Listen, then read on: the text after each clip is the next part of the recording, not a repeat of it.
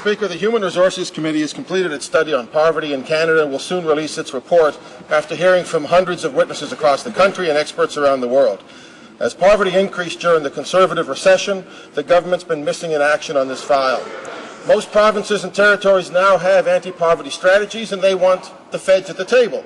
The United Nations even told Canada last year in the periodic review the same thing, but the government doesn't seem to care. The government chooses planes and prisons over people in poverty.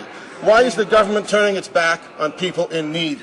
Why? The Honourable Minister of Human Resources and Skills Development. Well, Mr. Speaker, we do appreciate the work that was done by the Committee on the Poverty Study. Unfortunately, they didn't take the time to recognize the many successful initiatives that our government has taken over the last few years to help relieve the poverty situation in Canada. In fact, Mr. Speaker, the poverty rate for seniors is a small fraction of what it was under the previous Liberal government.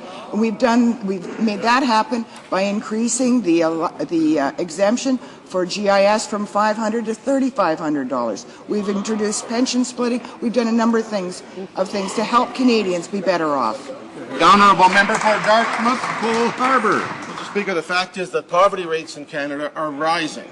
Last December, the Senate issued a report entitled In From the Margins, a big study led by Liberal Senator Eggleton and Conservative Senator Segal.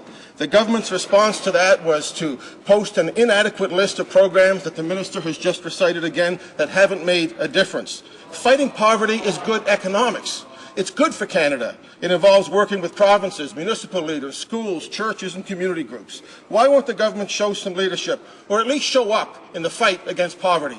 Honourable Minister of Human Resources and Skills Development.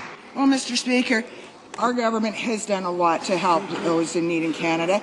For example, the average family in Canada now has over $3,000 more money in their pockets thanks to our government. That's a big move against poverty. We've also cut taxes right across the board for all Canadians, whether it's the GST going from 7% to 6% to 5%. We've lowered corporate taxes, so job creation is there. Because the best way to fight poverty is to give people the skills they need for the jobs that we create, and we've created over $400,000 of those lately.